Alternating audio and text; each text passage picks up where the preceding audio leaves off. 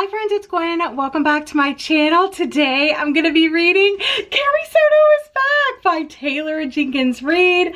I am so excited about this book. If you don't know, Taylor Jenkins Reid is my favorite author of all time. This is my most anticipated book of 2022.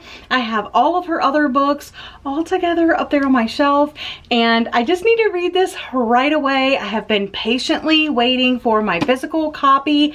I pre-ordered it, of course. I do have it on Libro FM. I have the audiobook thanks to Libro, and you can too if you click the link. I think it expires today though, because you have to get the books in the month. So, but you should still sign up because the money that you spend on that goes to small indie bookstores, and I just love that. But we're going to be reading this, and I will share all of my thoughts and feels along the way.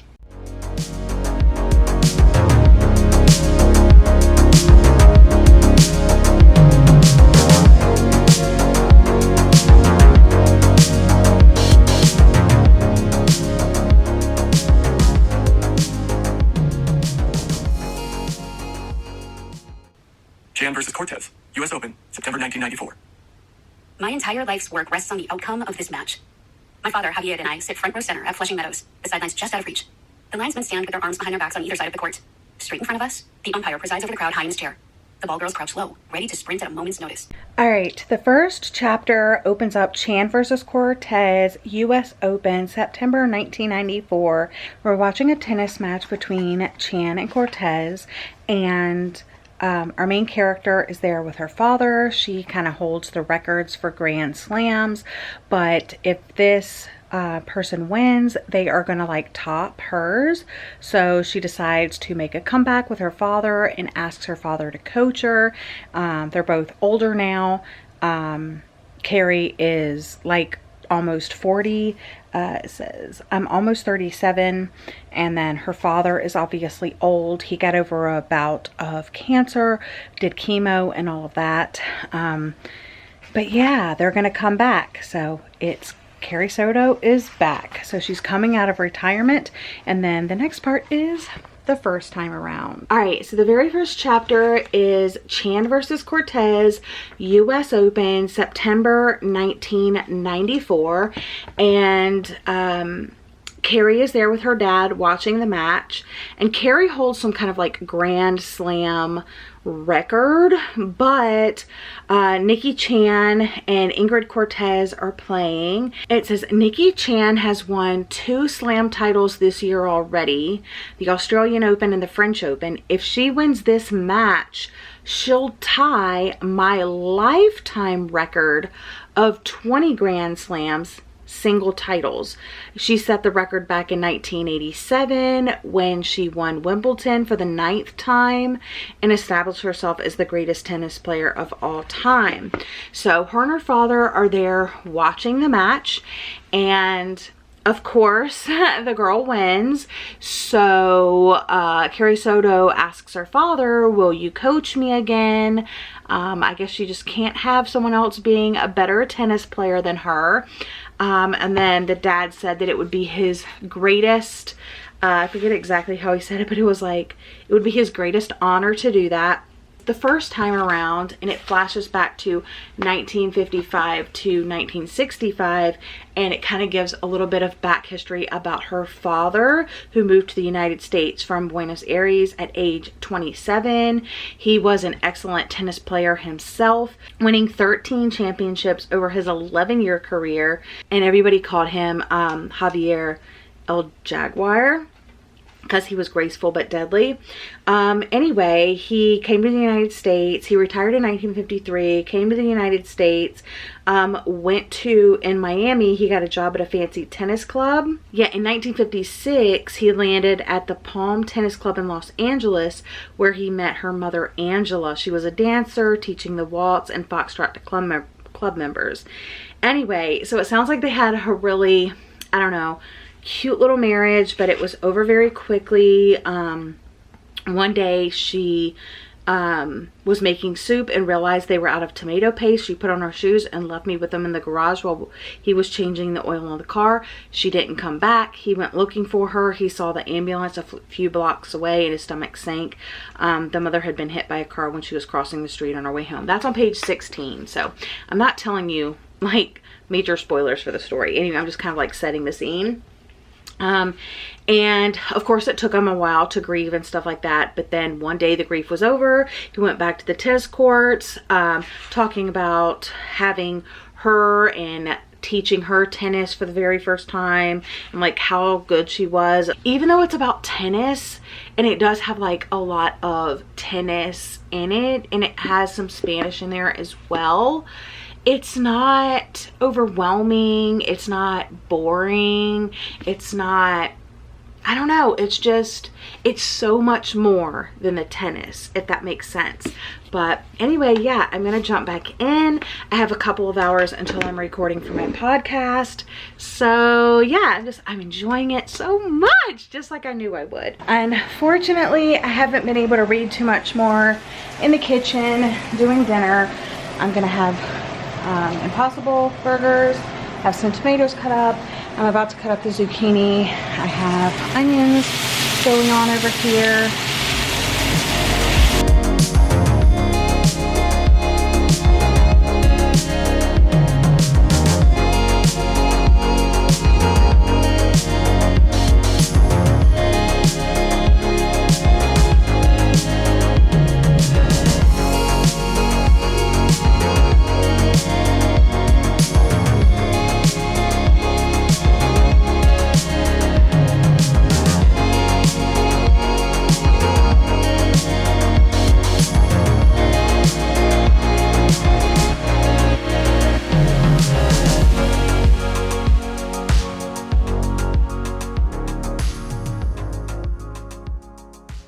All right, I just made it to page 52 and I'm freaking loving it. Carrie Soto is like a take no prisoners tennis player that they nicknamed her the Battle Axe. It is epic. She's kind of like unlikable, but I also just love her at the same time. So I'm loving this book, you guys. I mean, lettuce, tomato, mayonnaise, caramelized onions, Impossible burger on a bun, a brioche bun, and I have an extra, oh, cheese too. Mayonnaise, of course, but the onions came out really good.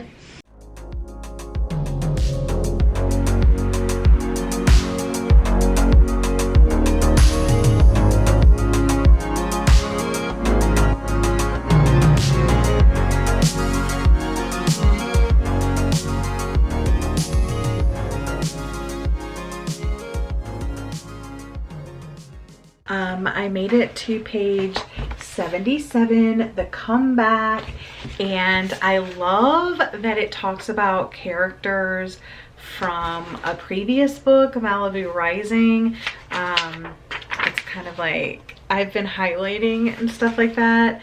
That's very exciting. So I pretty much saw how her career started, how it went, how she rise to being the greatest tennis player of all time, and it kind of ended a little bit tragically, as far as her needing surgery and she had to drop out, and all of that. And now we are on the comeback, which at 37, yeah, October 1994, 3.5 months before Melbourne.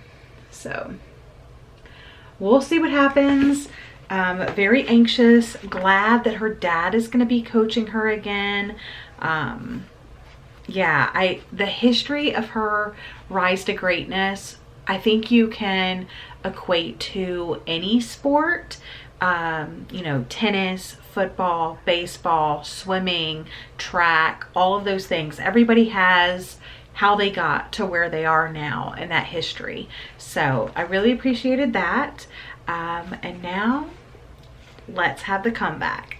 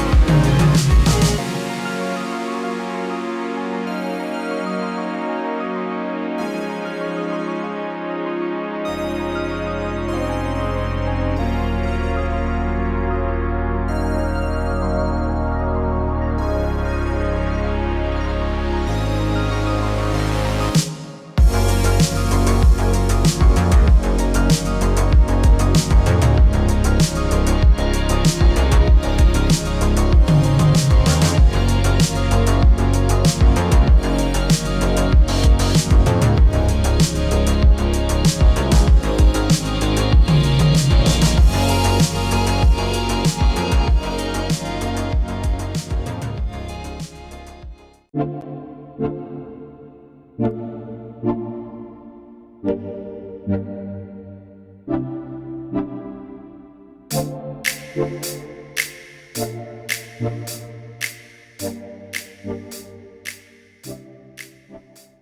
right, friends, I'm here with my final thoughts of Carrie Soto is Back by Taylor Jenkins Reid. I know this title right here is like foil, so it definitely catches those sunlight rays. Love the cover. Didn't think I would, but when it arrived yesterday, I was like, anyway, this is my most anticipated book of the year. Taylor Jenkins Reid is my favorite author of all time. So basically, if she's coming out with a book, it's gonna be my most anticipated book of the year. Her books usually don't release until the second half of the year. So they're not even really announced until like a little bit later into the year. But by far, anytime she has a book, I get so excited about it because there's just something magical, special about her writing. I talk a lot about character-driven stories versus plot-driven stories, but Taylor Jenkins Reid is a master at both. All of her books have wonderful, engaging plots, but also characters that stick with you, especially, I would say, in her historical books like Daisy Jones and the Six, The Seven Husbands of Evelyn Hugo, Malibu Rising, and now Carrie Soto is Back. So when I heard the premise of this, it's about a retired tennis player that is returning to the game because someone is like challenging her Grand Slam record and she doesn't want that to happen. So she gets her father to coach her again and she's back in the game now.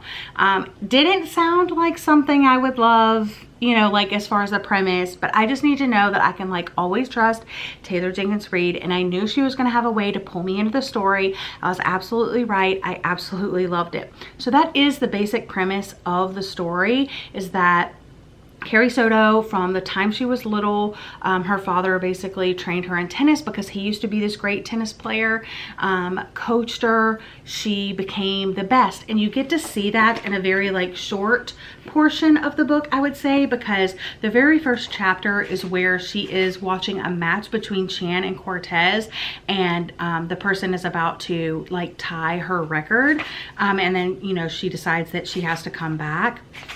And then it jumps into the first time around, which is basically the time leading up to where she is currently. And then you get the comeback period, and it's just, it's so fun.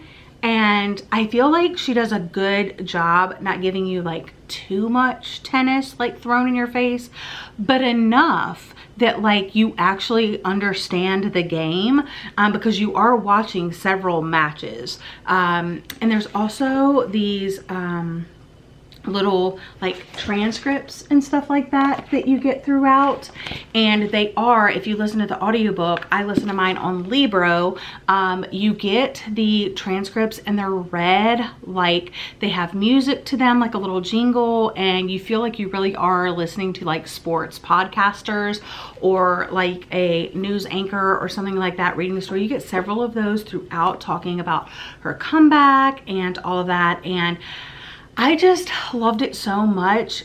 And it also has a lot to do with like a daughter, like a daughter and her father like relationship, and I absolutely loved that. It's not like your traditional, you know, father-daughter relationship, because he's also her coach. So I think he did a really good job of balancing like trying to train the best tennis player in the world, but also being a father. And I loved it with my whole heart.